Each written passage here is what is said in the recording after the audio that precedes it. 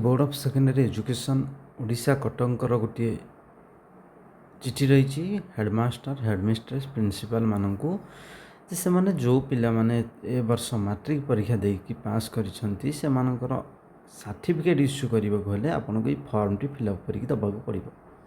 कारण आम समस्त जाने एथरक सर्टिफिकेट बाइलिंगुअल ओडिया और इंग्लिश आसो।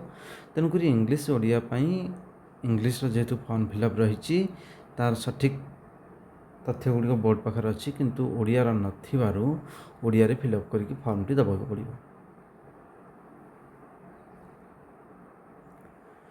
माध्यमिक शिक्षा परिषद ये रही घोषणानामा बा छात्र छात्री व्यक्तिगत तथ्य घोषणानामा जदि भूल रहा आपड़ जमी फिलअप करके देवे सेमती सर्टिफिकेट आसो। परीक्षार नाम कौ परीक्षा देती हाईस्कल एनुअल हाईस्कल सर्टिफिकेट देते कि मध्यम परीक्षा देते कि स्टेट ओपन स्कूल सर्टिफिकेट देती कौ परीक्षाटा देते फिलअप करेंगे। विद्यालय नाम फिलअप करेंगे।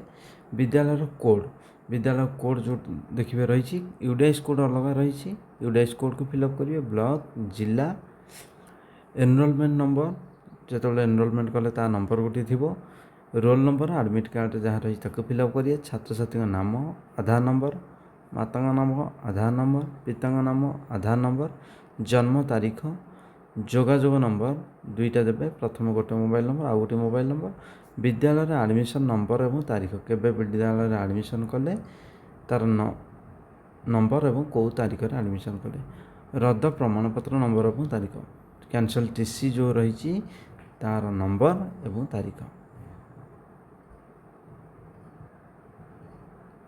ता सहित अभिभावकों पूर्ण स्वाक्षर श्रेणी शिक्षकों पूर्ण स्वाक्षर छात्र छात्री पूर्ण स्वाक्षर प्रधान शिक्षकों पूर्ण स्वाक्षर सहित तारीख सहित स्टाम्प करेंगे एवं तारीख रही आपड़ घोषणानामा देवे। सठिक भाव तथ्य गुड़िक फिलअप करके देवे।